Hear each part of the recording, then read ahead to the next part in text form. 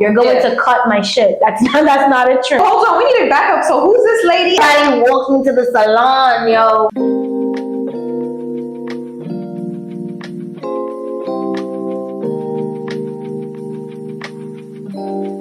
Hi y'all, welcome to CAYA. We are on episode 11. I can't even believe we're on 11. We just did 10 and I feel like it was just January when we launched episode 1. But I'm super excited today because we have a special guest. Her name is Fatima. She's a model. She does content creation. And of course, she's one of my close friends because I knew her from my cheer team. So I'm going to pass it to her to do a little intro. Hey guys, my name is Fatima, but you can call me Faye. I've been modeling for about 5 years now. I started back in 2020. Currently, like my professional life, I'm a paralegal, legal assistant, and My sister educated. Yes. What she said, content creation. Mm-hmm. I do want to be more like consistent with it. I be beeping and bopping in between the two because of like my work life is very demanding. Our first segment is going to be called The Hair That Builds Confidence. So my first question to you is, what's one hairstyle that instantly makes you feel like that girl? Honestly, a Babiana. Jet black or 1B, Babiana, little side part. Comes down. Do you feel like that's your signature look? Yes, I feel like it fits me the best. It makes me look more mature. Cause like I have a baby face, so like yeah, it gets annoying. But I feel like when I have that bob on, I get that respect. Turn my head, it turns with me. Okay. It's very easy to manage too, because it's just about you just wake up and go, wake up and go. It resembles like natural hair too in a way. It's gonna get you right every time. It's gonna eat. So my second question is, so do you feel that your hair changes like your energy / confidence at different stages of your life? Yes. When my hair is not done, it's very depressing. And then when I get my hair done, that's when I start feeling alive again. Like life is worth living. Life is worth living. Yes. Like, you know how they be like, don't save your money. Like, go get your hair done. Like not having your hair done is not going to help you like feel better when you're saving. I was at tape like, oh yeah, I'm saving. I'm not going to get my hair done. No nails done. I'm going to just struggle it out. But no, seriously, you done need your hair done. Yes. Like, you could spend that little. It's really not gonna make a difference. That $100 that you putting away, it's not worth the depression. It's not. Yes, it's not worth the depression. Go get your hair done. Make sure that you feel good, because you do attract like opportunities and more things. Yo, that's so your true. Best. Like there was this one girl on TikTok. It was more so related to men, but it's still kind of like the same idea of like y'all be complaining that y'all don't have no men or y'all can't find a man or blah blah blah blah. But it's like, why are you going outside? Like looking all types of crazy. Like you gotta go outside looking presentable because you never know who you're gonna bump into. You know, you go to the airport, for example. Like I was one of those girls that I wouldn't be in my sweats, PJs, whatever, because I'm comfortable. Like I'm gonna be on a flight for a long time, whatever. But I'm like, damn, like I might run into whoever in the airport and I need to be looking like cute. So I started dressing up more for the airport now. But it just be like simple stuff like that. Like, oh, like you outside and you look crazy and your hair look crazy. You be looking like a bum sometimes. And it's just like, I'm not gonna lie, it was one time that I did have my natural hair, but it's also where you're at. I feel like Harlem again because I was about to get my braids. So I was like, let me just go. This was the first time I ever went out in like, you know, a lion's mane, like hair blown Afro. Afro, I'm outside. Because they don't be wanting you, they be like, you need to, before that braiding appointment, they be like, hair stretched out, no product, so you be real natural. So I was like, you know, let me just, you know, I have my little bum fit on or that little flip flops, little backless top, cute bummy, you know. Bees on honey. The men, yo, bees on honey. Everybody's like, I love your hair, I love your hair.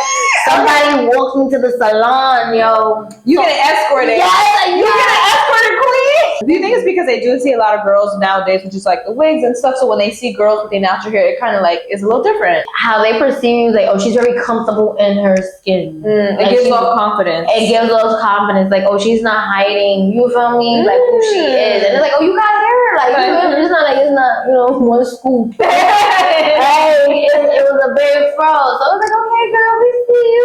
Let me wear my hair like this. I thought that. I was like, all right, she has to come out a little more. I'm a little excited. Okay. As a model, I guess, like, do you feel pressured to have your hair a certain way? Like, or even like the creative like people, because I'm sure like they'll give you like, oh, this is how you need to look, or come to the shoot. Like, yes. What do you feel like you get more of when you do that? With modeling, they either want you to come with your hair ready. If you're black, okay, they want you to either come with your hair done or, you know, be bold. Like I see a lot of like the dark skinned women, low cut. They don't really have hair like y'all really see. Like that's true. I didn't think about that. It's always low, it's always short, or it's always braids, cornrows. Our hair takes time. It's a lot of maintenance. We not the slick, put it in a little. You get what I'm trying to say? While I do understand because of the business side of everything, there's a time schedule. One model hair can't take, you know, an hour, 30 minutes. So what y'all would see on like the runways, y'all would see the girls that do have natural hair is always put back in a little like ponytail, little high ponytail or a bun. It could be like time, like, okay, we just don't have, because it takes time to do our hair. You can't just 20 minutes done, a little water. Then also it could just be like, we just don't know how to do your hair like that. So we're going to just do the basic braids to keep it tame. Yes. A lot of the hairstylists are only trained to do like white women's hair. So then when they get a lot of black models, they don't know what the hell and how to do it. And if they do it crazy on the runway, some of them. Yes. Thankfully, with makeup too. Yes, the makeup too. They're getting better with the makeup though, because more companies are coming out with like foundation colors. But for the hair, when I did the Nessa Myrick's like campaign, she like the owner is a black woman, so she had people there that knew how to work with black hair and everything.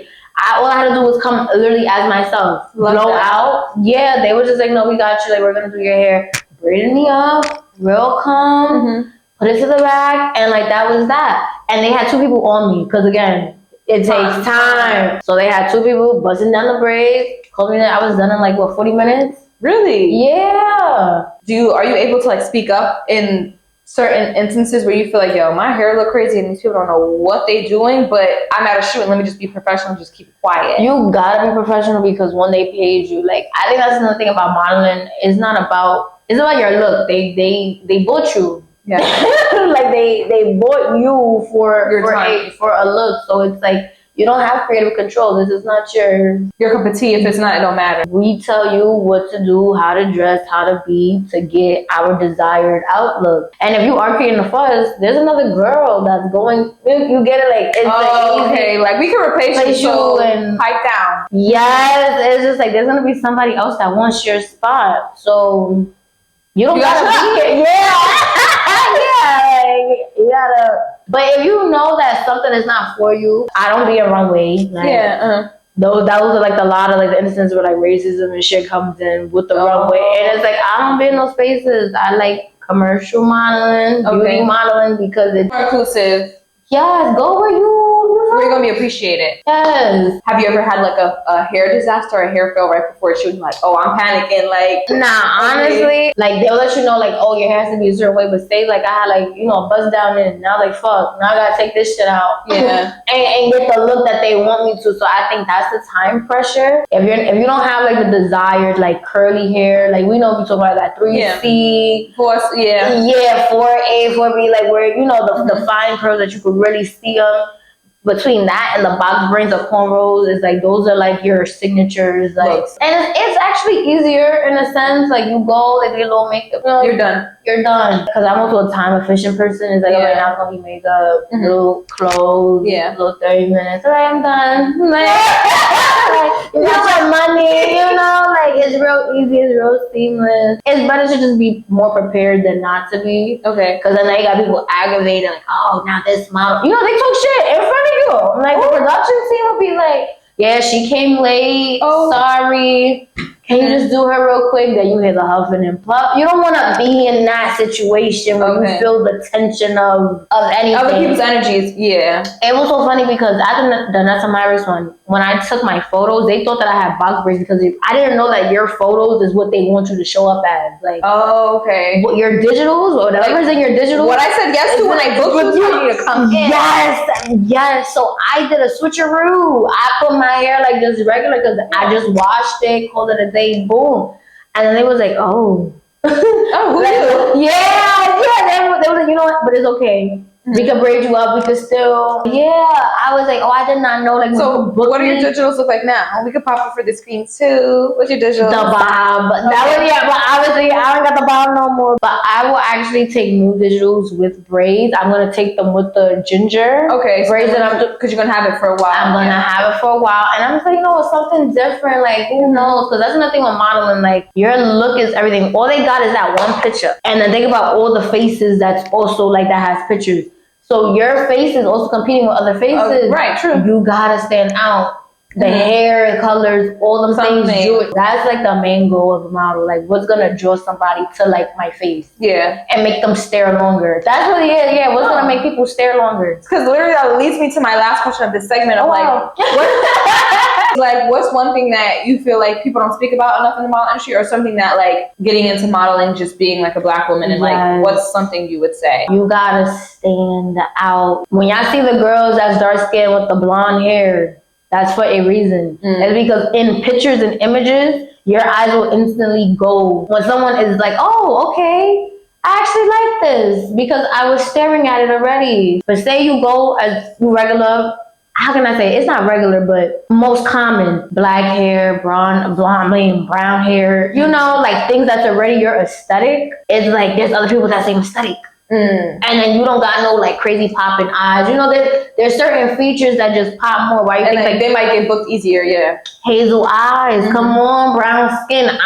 I could look and be like, oh shit, this is already captivating. We see that combo all the time, especially in the beauty industry, and it's because it's making me stare longer. Now you're looking at other things in the picture, and then that goes to like the marketing of what they're trying to sell. Engagement stuff. Yeah. Yes. So it's like make yourself stand out. Go against what you know. Play with colors. Play with stuff that like make your skin pop. Like I'm brown, so beige and me go together. It makes my skin, baby blue. Like baby blue, yellow, maybe. Yes, it makes your skin. Those are the colors also that you want to have in your digital. So when they be like, oh yeah, do like a little white tank. Everybody's in a white tank. Like, you gotta come a little different. So don't be like, oh my god, I don't know how I'm gonna look with right here, girl. Try that shit. Try all the colors. Girl, we young too. Yes. Try whatever makes you feel cute. Try all the hair colors before you get too old. Go to corporate. You know, like you can't do blue in corporate. Like, yo, that's me right now. No, literally, y'all, that's me right now. Like like that's another talk for the day. Yeah. Like hairstyles in the corporate could be something we can get into, because it's just like when you in certain industries, you don't have that flexibility to just do whatever. Like even though you can, like quotation marks, you can. If I pulled up to my job with a pink buzz 9 to 5 with an orange I will look, not that I would look crazy, but more so I would look out of place in the workplace. I would stand out, and for the wrong reasons. Yes, it's for the wrong reasons. Like, you won't be looking at you. Your coworker will be like, oh, like the hair color, but you know what the fuck that means. Like, no. Like, I don't need no passive aggressive comments. Yes, like. But our second segment is Coming As You Are. So my first question to Fatima is going to be, what makes you feel most beautiful? Oh my god, what makes me feel most beautiful? Say the face card, like skin clear. Yo, I'm always on Fatima page. She's steadily posting on her story. But she be talking about the aloe vera. Yes. Aloe vera gel for the skin. I just like clean skin. I feel like we always had like good skin because we was working out. We're drinking our water. Like, yo, I just started drinking water and what you mean? Like I've drunk water my entire life, but I've taken it more serious. Okay, there you go. Because I think I'm orthostatic or whatever it is, but my doc, like my energy levels be high and low, whatever. Okay. And I've been feeling really, really dizzy. And so I went to the doctor and like, yeah, you need to drink water. You're dehydrated, girl. And I'm like, yeah, that sounds about right. So now I try to make sure I do my 64 every day. Yes. A little bit more over than the bonus. But I'm like, water bottle girly now because it's important. Yes. I feel like that makes me feel like the most beautiful. And then also like my hair is done with the clean face. Like it has to be a fresh face and hair done? Yes. My second question to you is like more intimate, but like what would you tell your younger Fatima self about beauty and hair care? Oh my god, I like this question. Because when I was younger, I didn't really prioritize looks as much. Okay. Not in the terms of beauty, more like body. Because the cheerleading, like, oh, we gotta hit our. Yeah. It was more like body. It wasn't really like hair, face. Being presentable is very important. It don't gotta be grand. Hair done, clean face, a little something on the lip. everyone wear little Frenchies, that's cool. But if not, put some nail oil. Okay. Make it shine. Make your skin, make everything. You need to oil up a little bit. Yes, like look uniform. I like the clean girl aesthetic. I don't know. You think I'm clean girl aesthetic? Yes, you are. Yes, you are. And I love it. It's natural. It's pure. I think it's very magnetic because it's so clean. People I'm not like my makeup looks and stuff. They're not really dramatic. No. Like I went out the other day and I tried to do like a little smoky eye, whatever. Failed completely. I was like, it's not not me. But some girls really could pull off the dramatic like high glam looks. Don't do like the whole eyelid. Just like keep little, it. Or brow too. Because I went straight blacker. So I was just looking. No. I was looking goth. You're like chestnut. That is. I mean, it's trending too. Like everybody's like clean girl. But I think has always been a thing. Think so? Yeah, it's just like no one really called it a clean girl aesthetic, but it has always been a thing of the girl who wore her hair to the back or in the ponytail, the one who, kept it cute. So my third question to you is, do you ever get tired of always having to look like camera ready in a sense of like, does that feel tiring after a while? Like always just having to be put up and put on? It's tiring when you don't know your go-to. Okay. Like, what am I doing today? Yeah, like say if I had like the boho, like I got my boho braids. Okay, my hair is done for probably like a month. I do love when I had my French curls in. I was happy because I was like, oh, I can wake up and go. Yes. Once you have a staplement in place that lasts long, no. But when you're like trying to get your staplements, yeah, that's just tiring. You said your favorite hairstyle was the Babiana. Yeah. What's your staple though? No, I would say the staple is the boho. If it had to be the staple, it would be the boho because it's so quick to just get up and go. I still get that wet, wavy look that looks nice on me. I could switch up the colors in and out. Like, everything is nice. Yeah, you sit for a few hours. Yeah. Like, so them hours last through for like 2 days. They're getting better now. The braids are getting like faster and they're starting to listen more. Cause I feel like back then, like when we were a little bit younger, they didn't really listen. They didn't really care about leaving the edges out. They, the aunties is learning too. Yeah. And they get quicker. So. Yeah, because the money comes down. I don't know. I remember. I remember sitting in the salon for like a day. But now it's like, okay, it's a half a day now. Half a day, yes. And you gotta request to get more of them on you. I would say that in the shops, the African shops, don't be afraid to be a little dramatic. Like, I gotta get out of here. Yeah. Can someone else come and do? Yeah. It don't gotta be that one braider. Be like, no, I got to get out of here. I need to go. They don't, and they wouldn't charge you more for like tweezing your head. No. Oh no! I see that braided hair. Yeah, you could tip if you want a little extra, but yeah. Oh, okay. I'm start doing that because I had a lot of hair. Like, yo, I gotta go. I really gotta be on my head. Like, okay, look at us learning the braiding hacks and Fatima. Tying back to modeling just a little bit of like, has modeling made you feel more confident or less confident at times? Modeling grew my confidence tremendously. Like, I remember I started modeling. I was 102 pounds. This was after a bad breakup. Yes. Yo, when you ain't eating a little and you stayed in bed a little too long and you not doing nothing. 102 pounds as a 21-year-old is insane. Because even in high school, I was like 118. I was feeling like this was a very like a setback. But I embraced it because that was like the only way that I could grow from there is to love myself at this stage. Like, the stage that I hate the most, I also still have to love. I was like, I'm gonna do my shoot. I'm not my body goals yet. I'm not this and the third, but it's like, this is the skin that I'm in. And it's like, I'm gonna do my shit. And through modeling, through seeing my pictures that come back, I was like, oh wow, like I'm really still beautiful. Like, I'm back even at 102 pounds, 110, I'm still pretty. I'm still beautiful. Like, I just love it. I feel like it's a reflection of like the time period that I'm in all the time. Like, that's what pictures reflect. It's like frozen memories. Marlon has gave you such a good confidence. What's one of your, just me being curious now, what's your like most favorite, like brand you worked or one of your favorite shoots so far? I would say the Egyptian one that I did for my birthday. And we're going to ask you for all of yeah. So the audience can see, what you've done. But yes, I was gaining weight. I'm finally on my way back up. Okay, I hit like 124 now. Oh my God, what's your weight of like you? Because like I have like certain weights in my head. My heaviest weight when I feel like I'm like thick is like in college. There used to be like 125 to 130. Okay, yes. Now but my heaviest I feel like when I was like really thick was like 145. You were 145? I was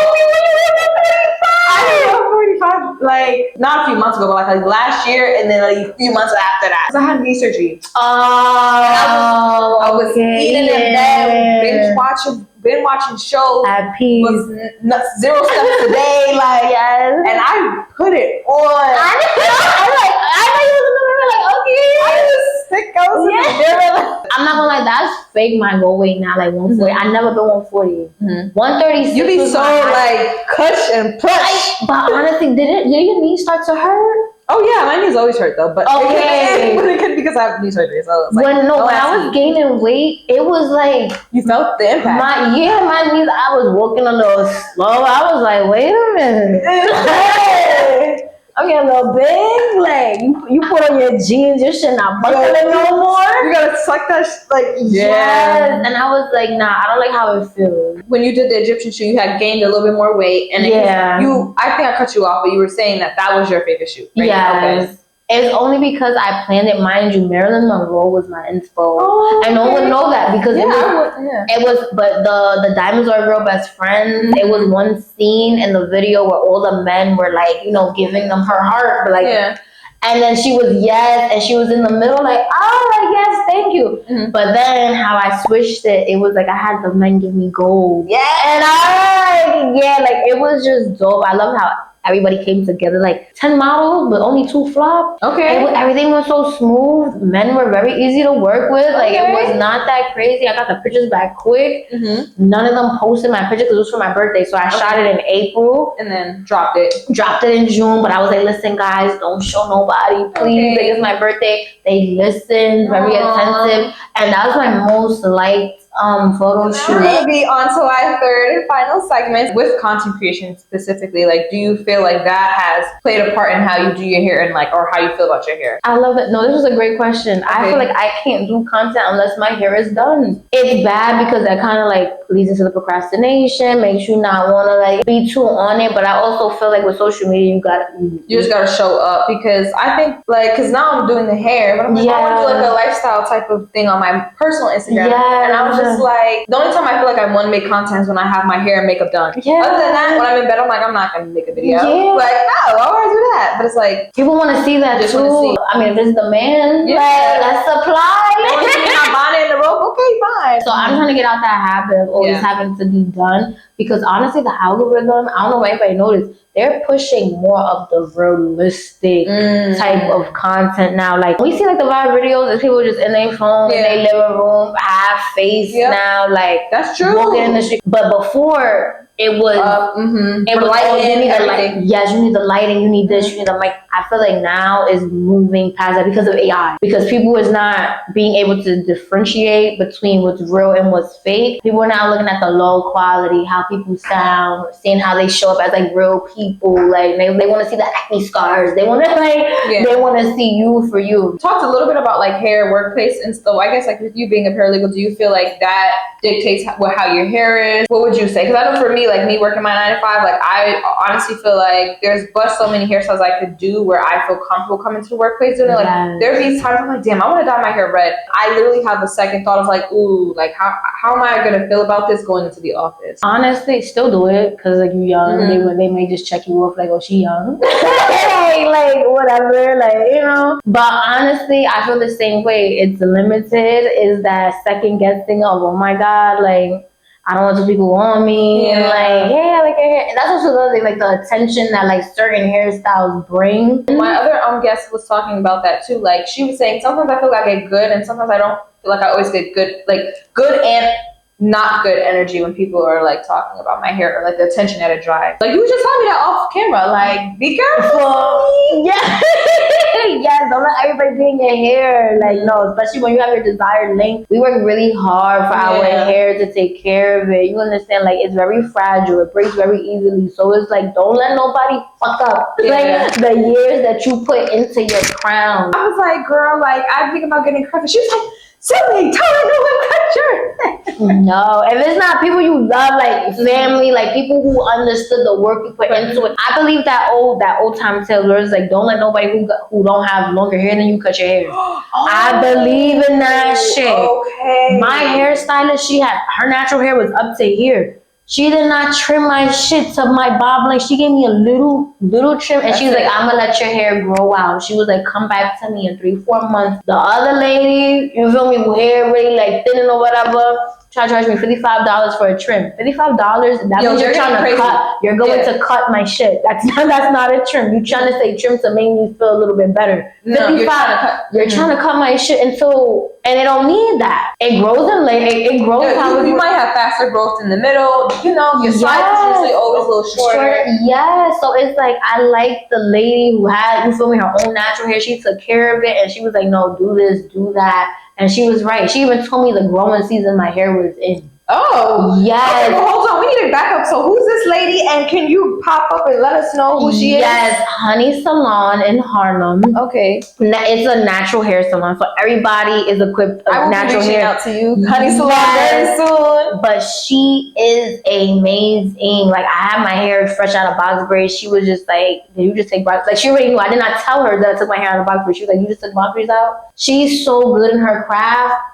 She could already tell where you're at in your hair just by looking at it. I think also too, like, where you go is important. Like, you just saying like, oh, it's a black hairstyle. It's like, that means something to a lot of black girls of just having from your ethnicity, from your community, doing your hair. Because like you said, there'd be different people who don't really understand the black hair. We're still learning our hair till today, because for a while we've been only learning European hair, straight, only known that for like how many years now? Well, maybe the past few years we've been making more of an attention towards natural hair, but it has not always been that. I did a silk press there, but I was so mad because as soon as I left, my silk press like puffed up. But that just shows like they really care about your natural hair. Like, they not gonna do anything to damage it. So I feel like that was like the good part. It's like, okay, my hair is already reverting back, but it's also like, I don't pay money for a silk press. Like, soak me out. If you really care about your natural tresses, I have a love and hate relationship with mine, because when I went to the Dominicans, like, I always go to the Dominicans to do my hair or whatever. Like, I'm Dominican, like, I know and I trust some of them,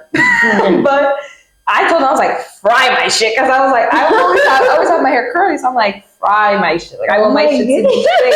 And then once they fried it, and then I was doing my hair in the water, and then I was under the shower, and I'm like, bro, what is curls? So I have heat damage, but I've always had heat damage. I've learned how to live with it, which is not healthy. I'm not promoting that. Don't do what I do. Sometimes, like you said, it's not all about that. Like, you want healthy hair, but me, actually, like, burn it. Don't do that. No, but honestly, you fake do gotta burn it with like force. Because when your hair is like not like, what is it, heat trained or something? Like, my hair is not heat trained. Yeah, so you have to like break that shit down. It comes back though. The curls do come back. Like, my hair is back now. Yeah, but it takes a little bit. Like, my last question to you would be, what is something that you had to unlearn? Okay, I like this question. The trims, they're very important. Cut your hair like a certain like time or whatever, like every 3 months. Some people say 6, some people say 3 months. But then other people also say like, just look at your hair and know when you need to cut it. Like, it don't have to be a science of like, okay, I did it on the first of this thing, now I got to do it on the first of the next 3 months. No, like, because your hair just might be slower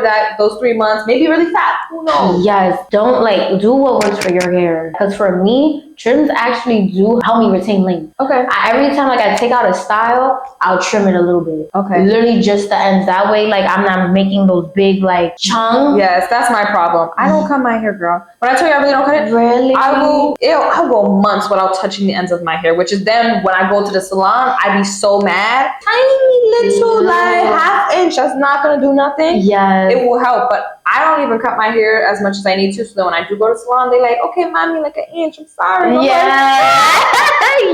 But honestly, thinking about it, all that time for just an inch too, it's not that bad. It's not that bad, and actually evens out. So it's like, it's what works for your hair. That's what I would say. But for me personally, I feel like every time I take out like a protective style, them little straggly shits, just cut off. The little itty bitties. So guys, that leads us to the end of this episode. We're going to give a big thank you to Fatima for spilling all the tea on modeling, content creation, and even her just like letting us know her journey with her even being a paralegal and how that might affect how she does her hairstyles. Like, there's so many different avenues in which your hair changes and you're under certain pressures. But again, anything resonates with you, please like, share, and comment. Hit the notification button so you never miss our next episode. We're gonna do a toast because you're studying, right? Yes. So, guys, we're gonna give a big toast to her being such a hard worker. Okay, content creator, about to be lawyer, model. Yes.